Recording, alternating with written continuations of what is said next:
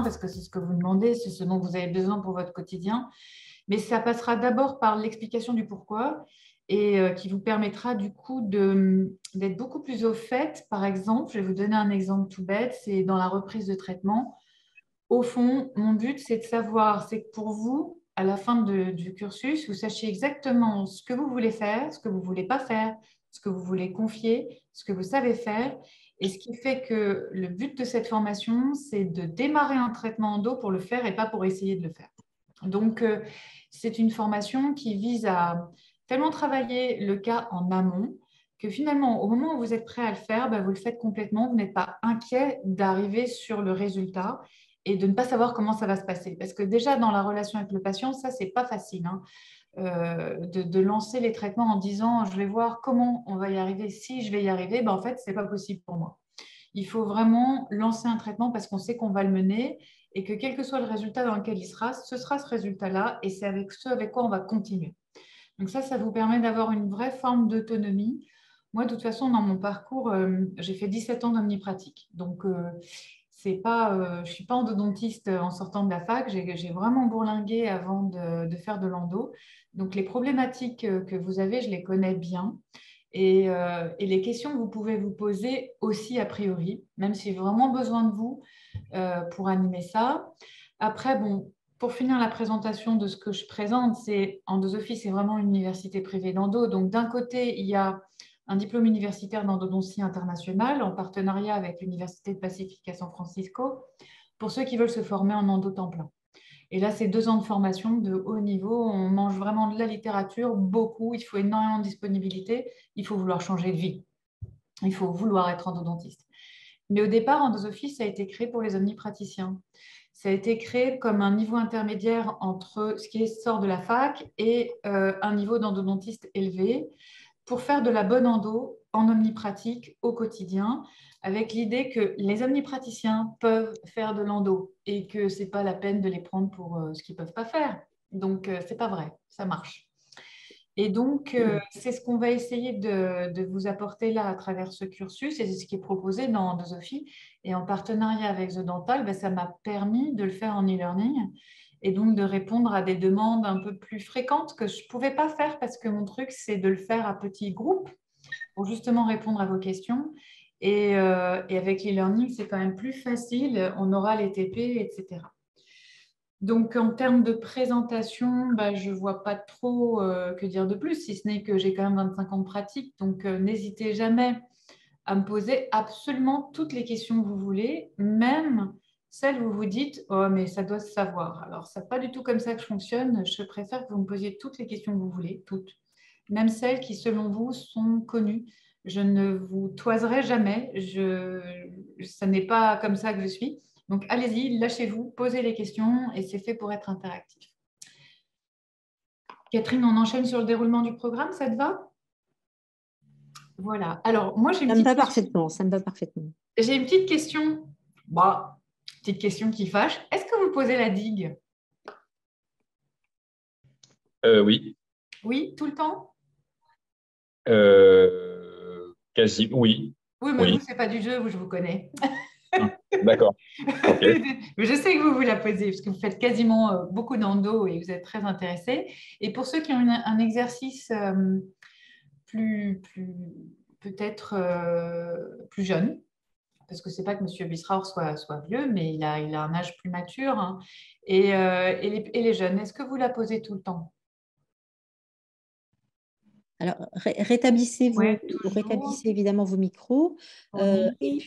Et puis bon, on est en petit comité, hein, donc je veux dire, voilà, on est en.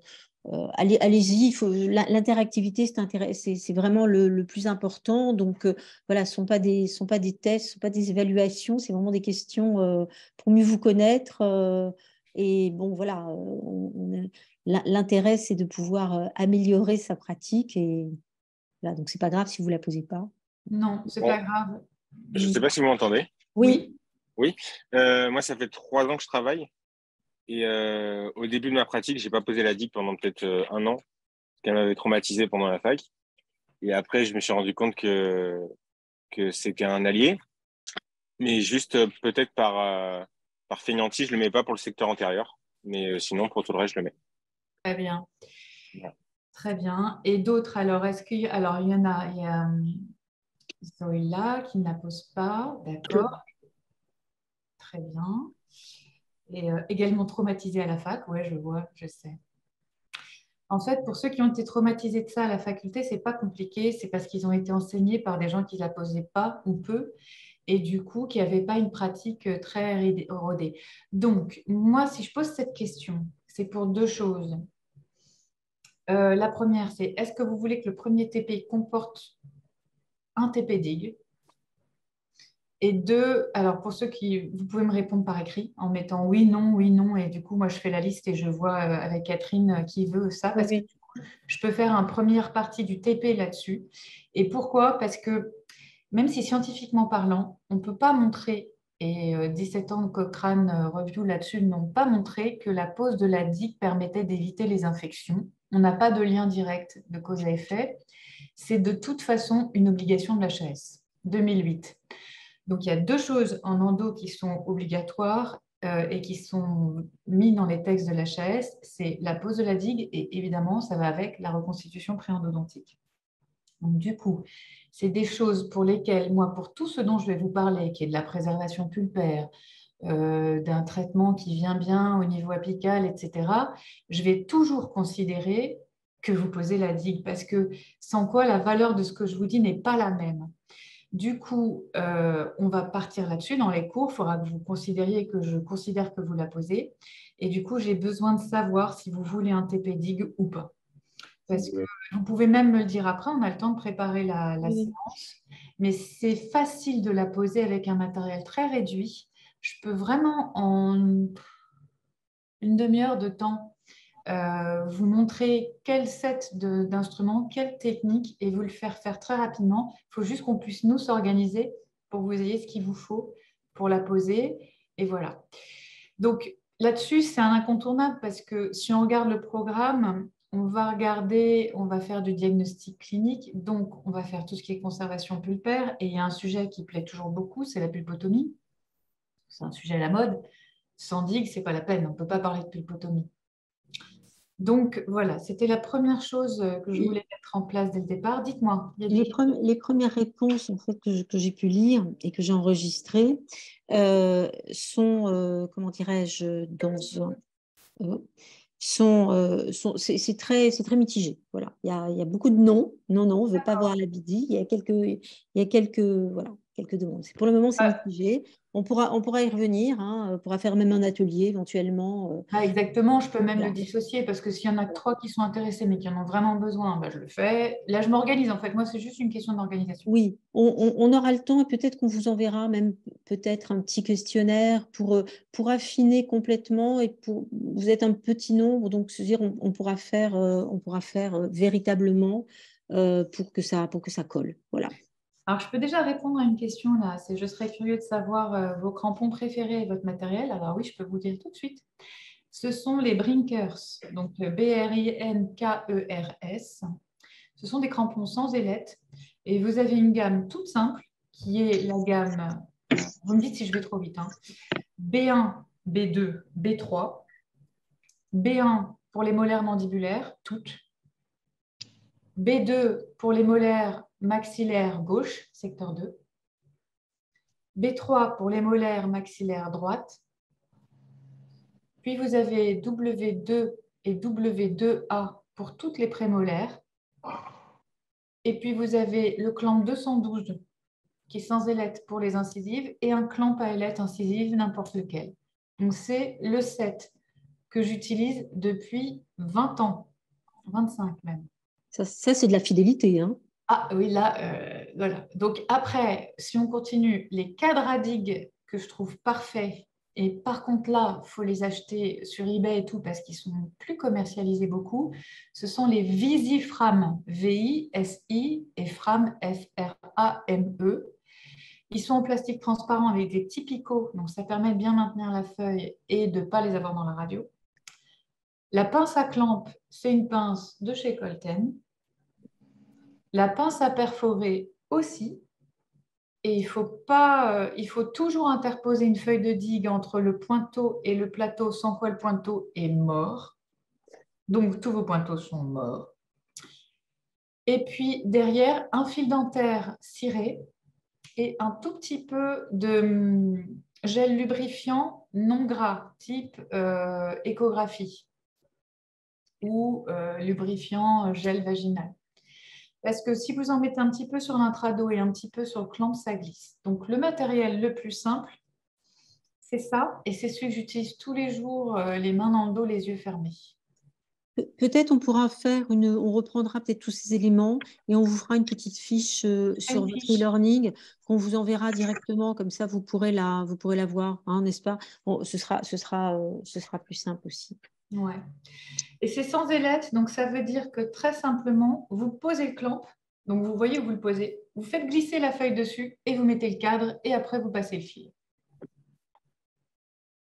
Et ces petits clamps-là, les B1, B2, B3, en fait, l'autre truc de la digue, c'est que les clamps, ils tiennent par leur pointe et pas par leur plat. Donc, il faut que les pointes soient affûtées de façon à bien agripper la dent en vestibulaire et en lingual. Et après, dans l'e-learning, vous avez quand même un topo dessus qui est proposé et qui refait le point. Ça va? J'ai répondu à la question? Trop bien. OK. Oui? Oui, non, c'est moi qui ai posé la question. Merci beaucoup. Bah, avec Très plaisir. gentil. N'hésitez vraiment pas. De toute façon, c'est pour ça qu'on fait ça. Hein. Alors, pour le programme, la première partie, elle est vraiment à viser comment je conserve la pulpe. Donc, en fond, comment est-ce que je ne fais pas d'endo? Comment est-ce que je ne mets pas une lime dans un canal? En fait, la première question que j'ai envie de vous poser, c'est est-ce que vous détestez l'endo ou est-ce que vous avez envie d'en faire un peu? Si vous détestez l'endo, apprendre à conserver la pulpe au maximum, ça va vous plaire. Et pour la seule petite histoire de la pulpotomie, c'est que la pulpotomie, dont vous avez forcément, je pense, tous entendu parler, elle a été développée et très utilisée comme concept qui est revenu, parce que c'est un concept qui date hein. La pulpotomie, c'est ce qu'on fait pour les urgences, hein, pour les pulpites. Hein. Donc, on enlève la pulpe camérale et ensuite, on traite l'endodonte. Mais on l'a utilisé comme solution définitive, là, plus récemment, pour une raison, c'est que dans des pays, par exemple, comme l'Iran, la population n'a pas accès aux soins. Donc, si elle vient en pulpite, elle va à l'hôpital et les patients se font extraire les dents. Pulpite égale extraction. Donc, finalement, on s'est dit, pourquoi pas pulpite égale pulpotomie? Parce que comme ça, au pire, ça ne marche pas et on fera une extraction qui, de toute façon, aurait été faite de prime abord, ou au mieux, c'est un soin très simple qui peut se faire très vite, de façon assez rudimentaire, parce que dans ces pays-là, on va mettre un IRM. Et puis, le patient repart et la dent peut être peut-être fonctionnelle plus longtemps. Donc, c'est du soin de santé publique. Et nous, dans nos contrées, c'est très différent parce qu'on y a mis beaucoup d'élitisme, beaucoup de connaissances sur la physiopathologie pulpaire. Et ce que l'on a voulu, c'est pousser au maximum le fait de conserver une dent qui présentait des signes de pulpite irréversible. Donc, dans cette première partie de topo, on va vraiment faire une évaluation de ce qu'est le diagnostic pulpaire. Et puis, moi, j'ai quand même à cœur, même si forcément ce que vous attendez, je pense, hein, je parle toute seule là, mais c'est de savoir comment on va préparer un canal. Moi, je pense qu'il faut que vous sachiez aussi où on est l'endo aujourd'hui dans son monde moderne. Et comme ça, vous êtes à jour. Et aujourd'hui, si on parle d'endo, en fait, on s'en fout maintenant de savoir qu'on a une très grosse carie, qu'on va la nettoyer et qu'on va regarder où elle va. Quand on a une formation en endo aujourd'hui, on se dit, bah moi, ce que je veux, c'est savoir quel est le diagnostic de la pulpe.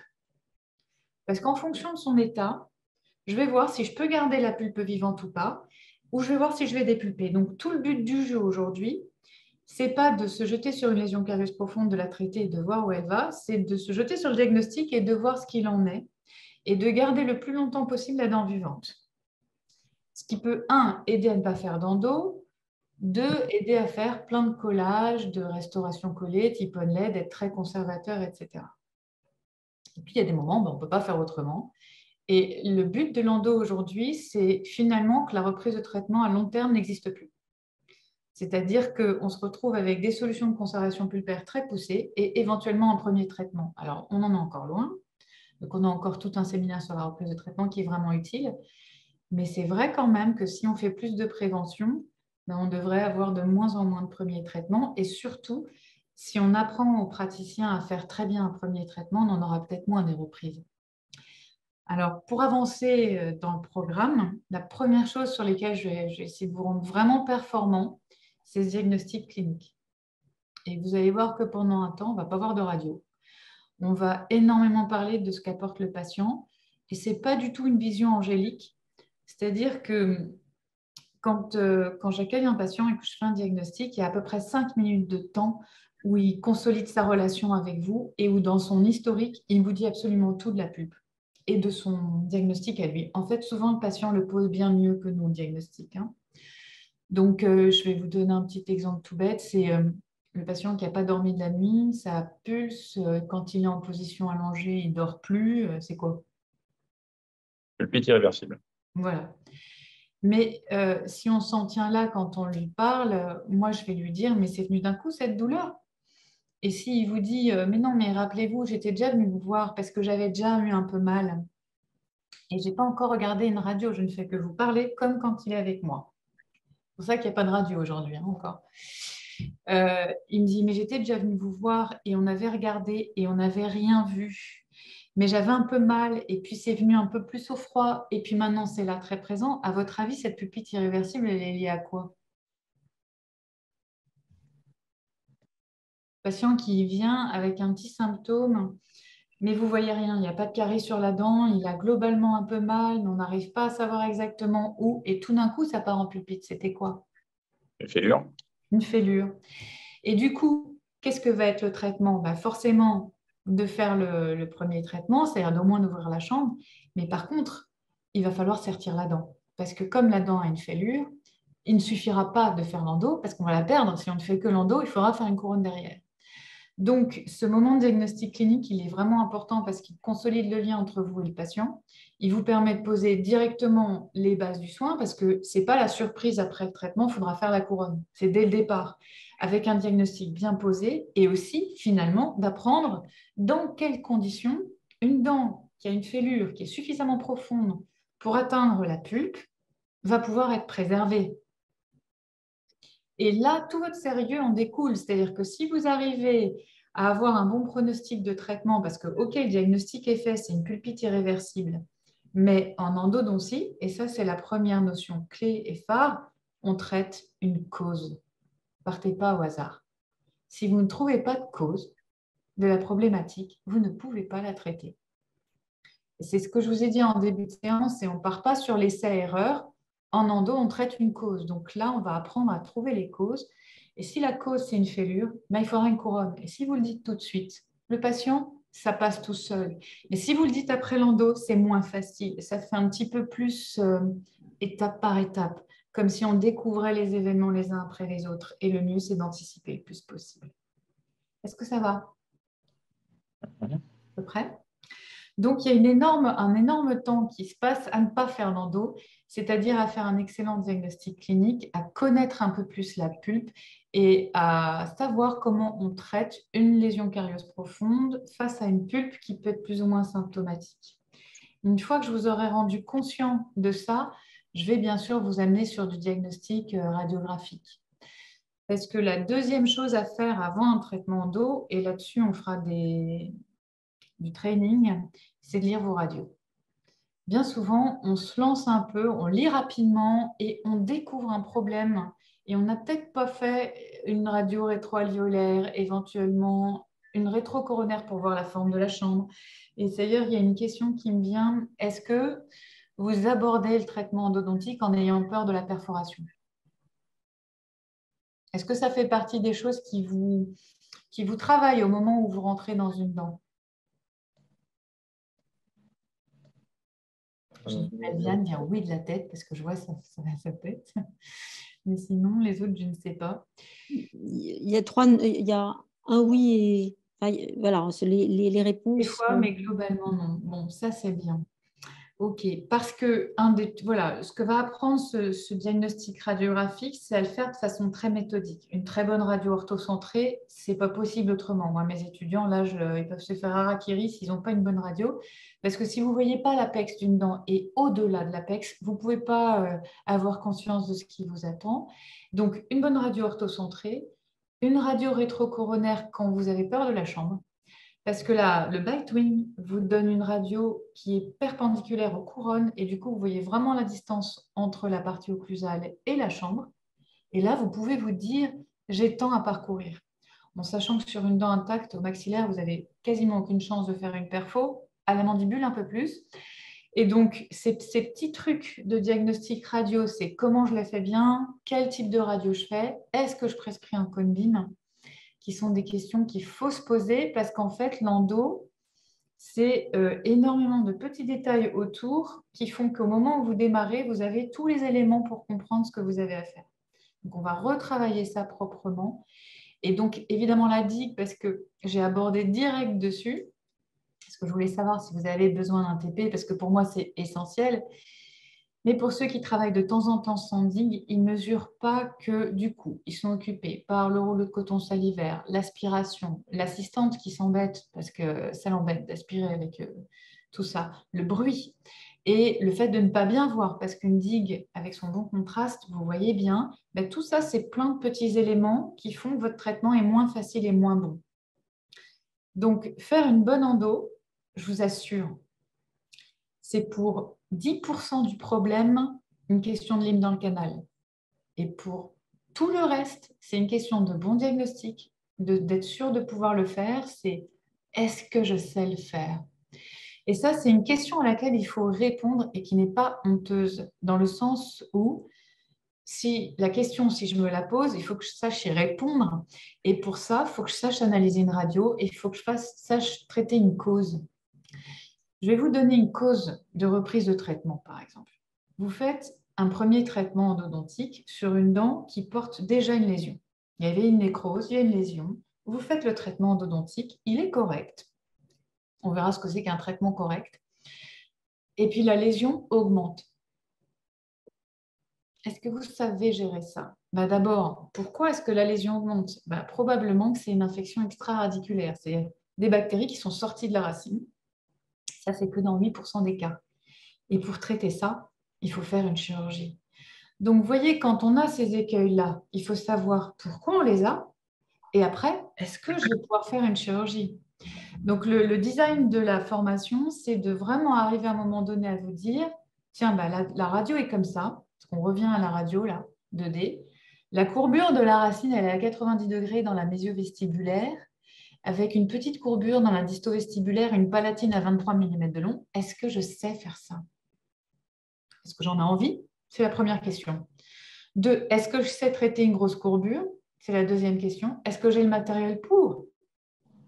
Et ça ne dépend pas de votre compétence technique.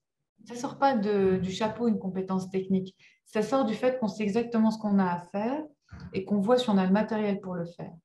Et donc, le diagnostic radiographique, ça, c'est le truc où je vais être super clair avec vous, à la fois dans le premier traitement et la reprise, parce qu'il faut lire une radio. Et c'est à l'ancienne, on la lit et on l'interprète. Ça se lit, ça s'interprète. Si vous prenez par exemple le bilan d'un radiologue, il ne vous fait aucune interprétation de radio. Jamais. Il vous la lit, c'est tout. Et il vous écrit ce qu'il lit. C'est vous qui allez interpréter. Donc ça fait partie des choses qui, si votre cerveau est bien rééduqué pour à chaque fois à aborder le cas en ayant parfaitement mesuré la difficulté, là, vous pouvez vous dire, je le fais ou je ne le fais pas, je l'adresse ou je ne l'adresse pas, ou j'ai envie de progresser. Je sais que c'est un peu au-dessus de ce que je sais faire, mais j'ai le matériel pour, j'y vais. Et là, il faudra assumer que le résultat ne sera peut-être pas celui que vous voulez, mais ça, ce n'est pas grave. On gérera ça. Ce n'est pas grave à partir du moment où on est conscient d'avoir décidé de faire un acte dont on mesure ce qu'il représente et ce qu'il y a à faire pour le faire. Et l'échec, c'est toujours quand on n'a pas su ce qu'on aurait dû faire pour le faire. Quand on allait dedans en se disant « je vais bien voir comment je vais m'en sortir ». Alors que l'échec prévu, entre guillemets, parfois, vous démarrez un traitement en disant, bah, voilà les écueils, j'y vais, mais j'ai un risque de ne pas aboutir là. Donc, quels sont les problèmes qui peuvent en découler derrière, ça et ça? Ok, je gère. Et vous voyez qu'on n'est plus dans une situation d'échec. J'espère que ça vous parle et je vous le démontrerai au fur et à mesure de la formation. Pour ce qui est de la cavité d'accès, alors là aussi, hein, je vais pas mal démystifier l'endo et même énormément. Plus vous augmentez en difficulté dans le traitement endodontique, vous avez fait votre diagnostic, vous savez quelle est la cause à traiter, vous savez pourquoi la dent est malade et vous savez ce qu'il faut faire pour la traiter. Vous mettez votre pronostic. Votre pronostic, c'est qu'est-ce que je sais faire et devant, est-ce que je vais pouvoir le faire, oui ou non. Pas la peine de s'embêter avec ce qu'on n'a pas envie de faire, hein. Je vous dis tout de suite, hein. Si vous n'avez pas envie de le faire, il ne faut pas le faire, ça ne marchera pas. Mais une fois que vous êtes là-dedans et que vous rentrez, ben, quel est le pourcentage de succès que vous pouvez avoir et qu'est-ce que c'est qu'un succès endodontique d'ailleurs? C'est quoi? Qu'est-ce que c'est qu'avoir réussi son endo? Avoir fait basculer la balance vers le système immunitaire. Ouais, ça veut dire faire guérir l'infection, c'est-à-dire traiter l'infection. Mhm. Oui. Et ça, c'est vraiment ça. C'est-à-dire que c'est pour ça qu'on peut démystifier l'endo. Le but est que la charge de bactéries descende suffisamment pour que le patient guérisse. Un, c'est une guérison biologique. Et deux, que la dent reste fonctionnelle sur arcade. C'est tout. Et après, effectivement, le fait d'arriver à désinfecter suffisamment l'endodonte permet la guérison, à condition que la dent puisse être fonctionnelle. Donc, la première chose à faire, c'est de vérifier que la dent peut continuer à fonctionner, parce que ce n'est pas la peine de faire d'endo dedans si elle ne peut pas marcher. Et la deuxième, c'est d'avoir conscience que de faire baisser la charge bactérienne suffisamment permettra de faire guérir, même si le traitement n'est pas parfait.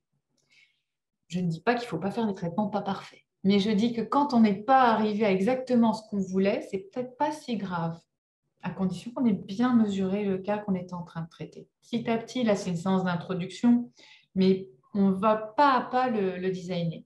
Et la cavité d'accès, ben, si vous prenez l'ensemble du traitement endodontique pur, qui est cavité d'accès, préparation et donc après obturation, je dirais que si on considère cavité d'accès et préparation, en termes de pourcentage d'importance, c'est 70% d'importance donnée à la cavité d'accès et 30% à la préparation canalaire.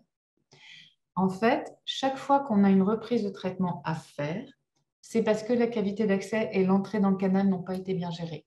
Les causes de l'erreur, les causes d'un traitement technique pas abouti sont dans la cavité d'accès et dans le tiers coronaire. Et ça, vous ne m'ôterez pas de l'idée que tous les omnipraticiens peuvent faire une très belle cavité d'accès. On est d'accord? Donc, c'est déjà énorme de se dire, bon, bah, moi, si j'ai bien géré ma cavité, et qu'est-ce que c'est bien gérer une cavité? Je vous montrerai, et en TP, on en reparlera. Ben, notamment pour un premier traitement, je n'ai pas créé moi-même une interférence qui m'empêche d'arriver au bout de ma racine, au moins à 2 mm du bout de ma racine. À moins que j'ai une énorme courbure, voire baïonnette. Mais ça, je l'ai vu avant de démarrer, et ça, je sais si je veux le gérer ou pas. Vous comprenez? Du coup, une fois qu'on a bien mis en place les choses, la cavité d'accès, qui est quelque chose de très accessible, est essentielle en endo. Et je peux vous dire que là, aujourd'hui, c'est vraiment pour vous dire quelle est la réalité de mon quotidien. J'ai fait 7 traitements endodontiques aujourd'hui et j'ai passé 80% de mon temps dans une cavité d'accès. Et la cavité d'accès, ça peut être très surprenant. C'est-à-dire que vous êtes en train de la nettoyer, de la faire propre, impeccable, et puis tout d'un coup, vous voyez des traits de fêlure qui descendent, que vous ne voyez pas au départ. Donc, le diagnostic, c'est quelque chose d'évolutif. Parfois, dans la symptomatologie, dans la radiologie, dans toute l'approche que vous pouvez faire, vous ne l'avez pas vu. Mais si vous faites une très belle cavité d'accès, vous verrez les fêlures qui rentrent dans la dent. Et vous pourrez commencer à conditionner même votre résultat de travail. D'accord? Donc ça, c'est un point essentiel et je vous donnerai des repères simples et du matériel simple pour la faire correctement. Viendront après ce que vous adorez tous, c'est la mise en forme canalaire. En général, c'est dis-moi quelle lime je dois prendre pour que ça ne casse pas. Donc, en fait, je vais vous dire un truc de gascon. En fait, toutes les limes marchent. Toutes. N'importe lesquelles. Le tout, c'est toujours pareil. C'est de savoir comment ça marche et ce qu'on veut faire. Donc, c'est pas compliqué. En gros, vous avez, on va dire schématiquement, deux systèmes et je voudrais dès aujourd'hui que vous vous posiez cette question. Votre système de préparation, il tourne en rotation continue ou il fait un mouvement réciproque? Les deux, mon général.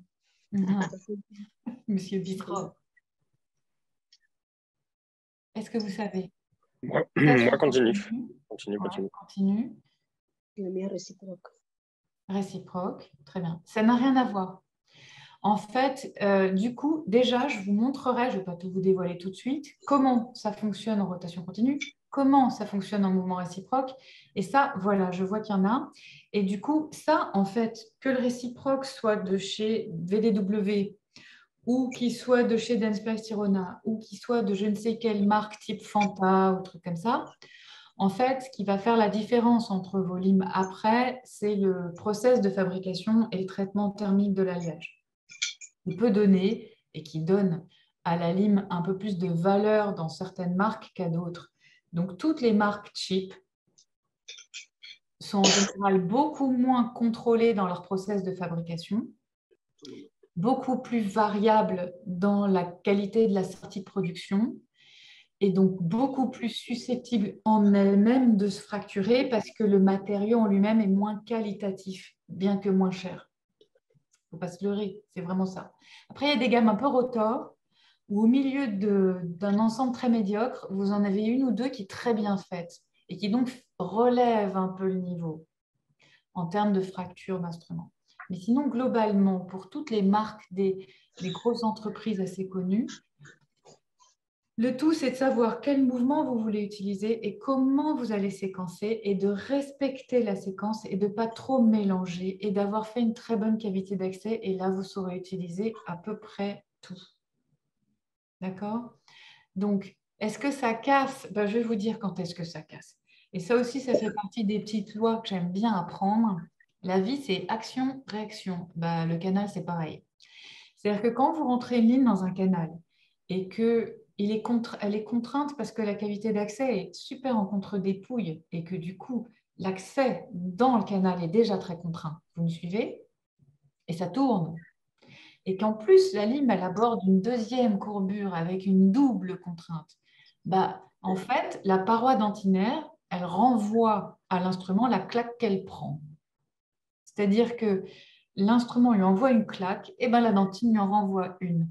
Et c'est vraiment un principe d'action-réaction, c'est-à-dire là, c'est très proportionnel à la force qui est exercée sur la dentine, et ben vous avez exactement la même réaction de la dentine sur l'instrument. Donc ça casse quand à un moment donné, la contrainte est telle pour la dentine qu'elle dit, bah, tu sais quoi, c'est moi le chef. Parce que clairement, c'est elle la chef, c'est elle la plus rigide des deux. Ou alors, vous êtes sur un instrument qui délabre énormément. Et là, je pense que vous commencez à comprendre ce que c'est que l'instrumentation et une préparation canalaire. Du coup, le but du jeu, c'est de toujours respecter la trajectoire, d'essayer de la trouver. Et ce n'est pas vous, en fait, qui la savez. Ça aussi, c'est une autre règle. Et je voudrais que vous commenciez à mettre les choses dans le bon ordre. En fait, souvent, on se dit, ma tête sait où ça va, et donc je vais demander à ma ligne d'aller là où ma tête dit que ça va. Et ça, ce n'est pas vrai. C'est le canal qui vous dit où est l'orientation, et c'est votre main qui l'entend et qui dit à votre tête, c'est comme ça. Et comment je sais? Je mets une ligne 10 dans le canal, je la lâche, lâchez-la dans votre tête, là. Elle prend une orientation, mais cette orientation doit avoir la ligne qui rentre dans le canal, le moteur. Ça marche? Donc, en fait, c'est vraiment rééduquer sa tête. C'est-à-dire que souvent, on est des dentistes, on est dans le contrôle, on est des dominateurs. Souvent, j'entends par le fait qu'on exerce et qu'on veut exercer soi-même un résultat sur le travail qu'on est en train de faire.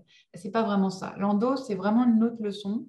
C'est que du coup, vous rentrez dans le canal et vous lâchez la lime et vous regardez dans quelle direction ça va et vous prenez cette direction-là. Après, forcément, vous êtes beaucoup moins contraint et du coup, vous pouvez travailler. Et après, je vous apprendrai à travailler. Mais ça se passe en comprenant qu'en fait, c'est le canal qui vous donne une information et que votre cerveau n'a pas la capacité de se mettre en 3 dimensions. Il ne peut pas. Et vous comprenez bien que si vous êtes en train d'aspirer pour tenir un coton salivaire, de répondre à l'assistante qui vous fait suer parce qu'elle ne veut pas être au fauteuil avec vous et que vous avez besoin qu'on aspire et que le patient vous parle en même temps pour se lever, pour aller boire un verre d'eau parce qu'il est angoissé et qu'il ne veut pas, ben vous ne pouvez pas gérer un canal. Donc, il faut éliminer tous les bruits extérieurs pour pouvoir se concentrer et vraiment dédier son temps à l'endo. Et derrière, gérer un canal, ben, c'est l'avoir anticipé radiologiquement et le laisser vous dire comment l'aborder et avoir anticipé les courbures pour savoir si vous voulez bien aller dans cette courbure-là ou pas. Est-ce que ça va? Oui. Du coup, obturer, ben, c'est pas vrai que c'est un jeu d'enfant. C'est-à-dire que souvent, les praticiens, dans les questions que je recueille, c'est moi, mon problème, c'est que j'ai pas de belles obturations. Et la réponse de tous les endodontistes de la Terre, c'est de dire ouais, mais c'est parce que tu prépares pas bien. Vous l'avez pas eu celle-là? Bon, bah, on va vous la faire. Et en fait, oui, en quelque sorte, c'est vrai qu'un canal super bien préparé s'obture très bien. Mais là, je vous montrerai les deux principales techniques d'obturation qui sont la gutta avec du ciment, avec le matériau le plus important qui est la gutta, et les biocéramiques canalaires qui vous intéressent tous beaucoup, mais ce n'est pas le même monde. Donc là aussi, je commence à vous apprendre des petites choses. La gutta, quand elle est le matériau principal de l'obturation, le ciment, c'est peanuts. Il vient juste combler un petit peu de vide et on la chauffe pour la condenser dans un canal et on est dans un canal sec. Donc là, on maîtrise une descente et on maîtrise vraiment l'obturation. Et ça, c'est les choses en omnipratique où j'ai le plus de mal parce que ça prend du temps. Et ça, c'est pas vrai que c'est facile, mais je vous le ferai faire en TP.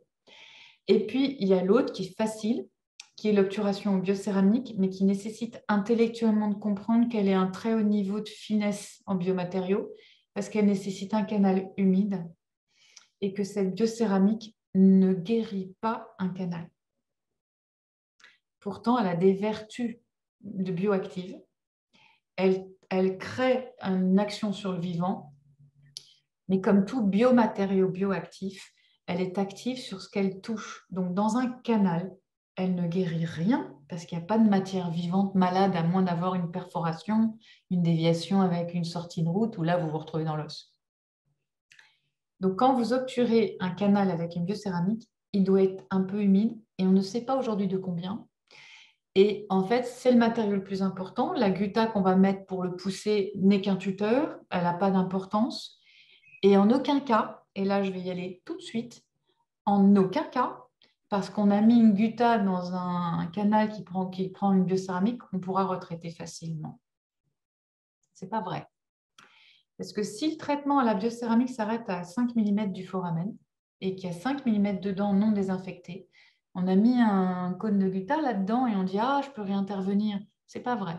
La biocéramique va complètement se prendre dans le canal et l'obturer. Et en fait, ça fait une telle barrière étanche physique que vous ne pourrez pas reperméabiliser.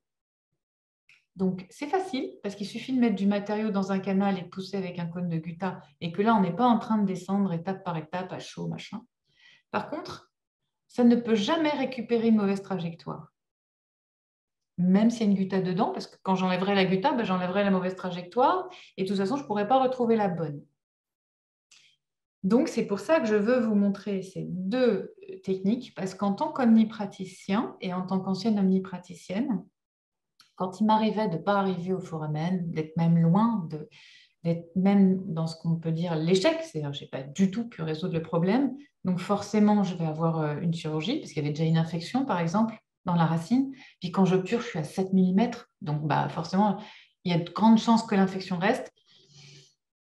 Peut-être que quelqu'un de meilleur que moi y arrivera si je laisse de la gutta. Mais quelqu'un de meilleur que moi n'y arrivera pas si c'est obturé au biocéramique. C'est une condamnation de la reprise de traitement.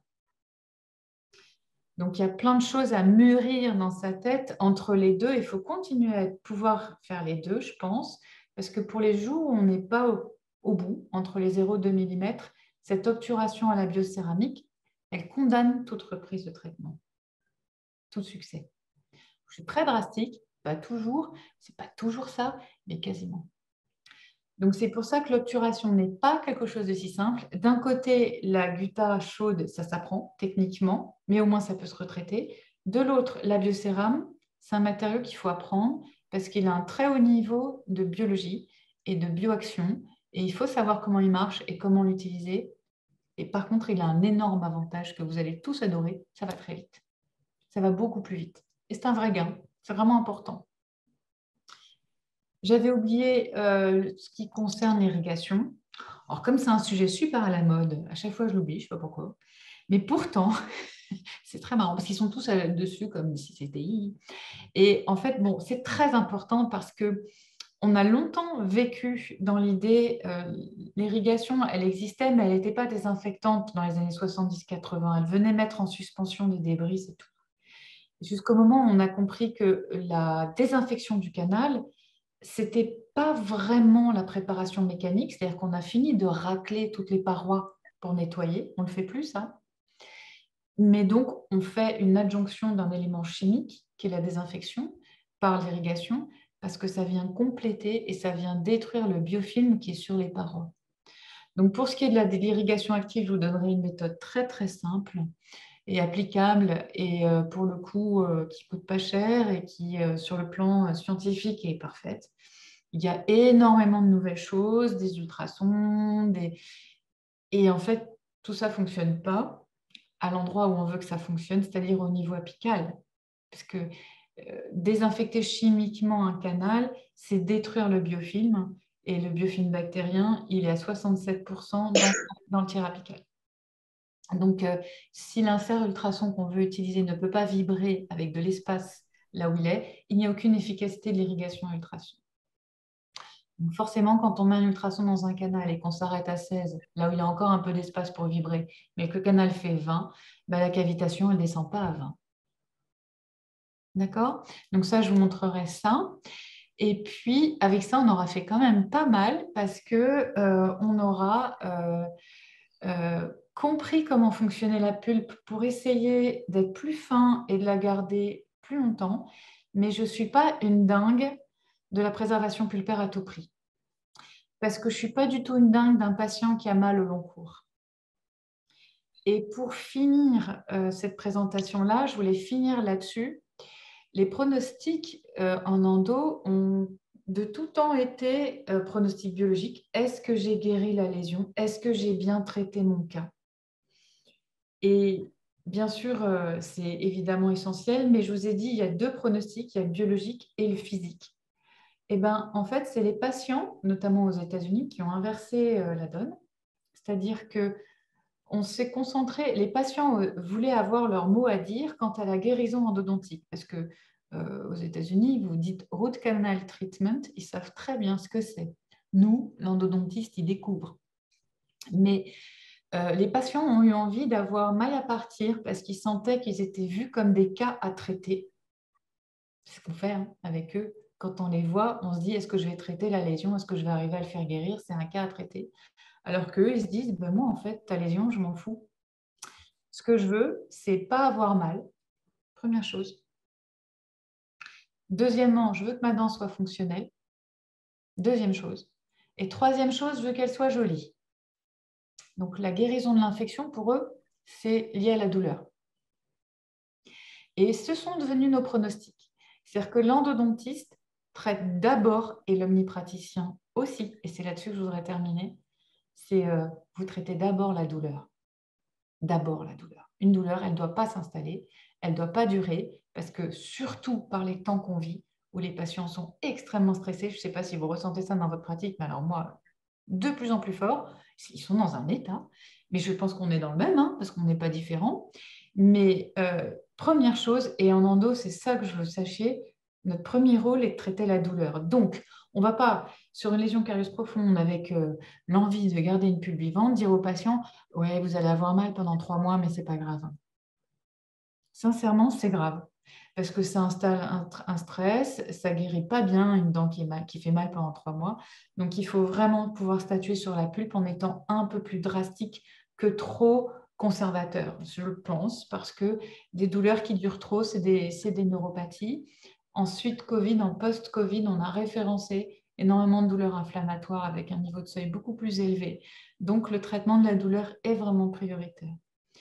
Ensuite, la préservation physique de la dent, bah oui, parce qu'en termes de pronostic en endo, notre écueil, c'est pas de guérir la lésion, c'est d'éviter les fêlures et de gérer le problème de fêlure. À long terme, qu'est-ce qui fait qu'un traitement endo échoue?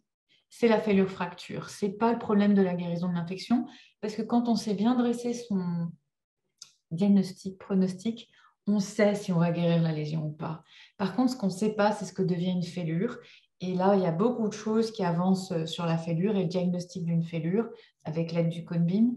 Et donc, finalement, c'est le pronostic mécanique de la dent. Donc, 1, douleur, 2, pronostics mécaniques et 3, pronostics biologiques qui, là, tient compte de votre capacité à résoudre la problématique liée à la dent. Voilà, donc ça, c'est l'objectif de ce premier séminaire qui devrait vous permettre de gérer sereinement quand même en ayant bien ces étapes en tête et d'arriver dans un traitement d'eau plus zen. Est-ce que vous avez des questions? Alors, si vous les avez après coup, les questions, il n'y a pas un problème, hein.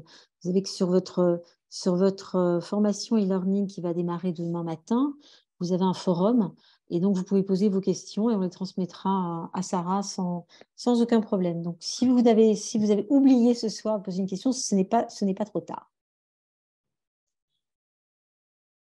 Par ailleurs, pendant que vous réfléchissez, vous avez peut-être entendu, parce que j'avais oublié de le faire au tout début, j'ai enregistré cette classe virtuelle.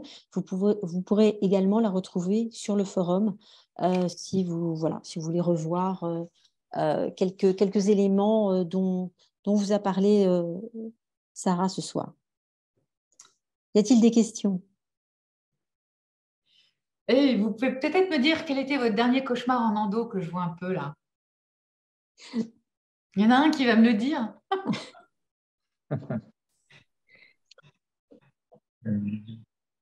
Qu'est-ce qui vous a fait flipper la dernière fois? Ou on peut aller aussi sur la question comme ça. Quand vous voyez endo dans le planning, vous vivez ça comment? On vit ça très bien. Vous, ça suffit. Bah non, mais, Oui, je sais, je vous taquine parce qu'on se non, connaît mais un petit sinon, peu. si on n'aimait pas l'endo, on ne serait pas là. Je sais pas. C'est une question à se poser. Ça me paraît clair, je pense. Ah, il y a plein d'omnis qui se forment parce que j'ai souvent eu ça, hein, parce que dans le planning, quand ils voient endo, ça les stresse.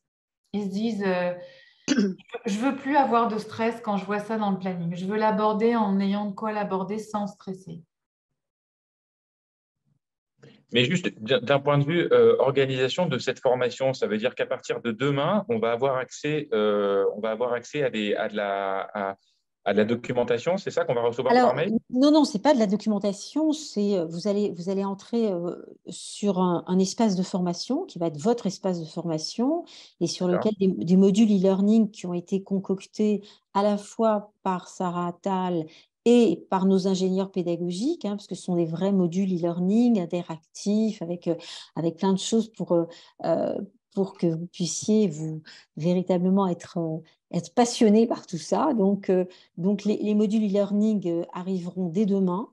Vous allez recevoir une invitation à vous connecter sur cet espace. Et c'est sur cet espace de formation où vous verrez un forum, donc vous pourrez poser vos questions, même vous répondre entre vous, puisque c'est un petit groupe, vous serez tout le temps ensemble dans cette formation. C'est une formation, donc e-learning, ça veut dire que vous allez la consulter quand vous voulez, au moment où vous le souhaitez. Vous pouvez revoir les formations que vous avez suivies, jusqu'au moment où vous allez avoir le 22 mai la troisième étape qui est la classe virtuelle intermédiaire, où vous allez parler justement avec Sarah de tous les éléments que vous avez vus en e-learning, et ce sera le moment, mais elle vous en dira plus à ce moment-là, ce sera le moment où on fera le point, vous ferez le point ensemble sur cette première partie du e-learning, s'assurer qu'elle a bien été intégrée, et si vous avez des questions, eh bien voilà, les questions seront posées. Est-ce que j'ai répondu à votre question? Oui, merci. Bon. C'est bien, on a passé 1 heure ensemble. Absolument. Bah, écoute, c'était un plaisir. Merci à vous. Merci beaucoup, Sarah. Tu es encore Merci beaucoup. dans ton Soirée, merci cabinet. à vous. Rentre Bonne vite. soirée, merci encore. Voilà, très bonne soirée à tous. Merci, Bye bye. à bientôt. Merci, bonne soirée. Merci. revoir.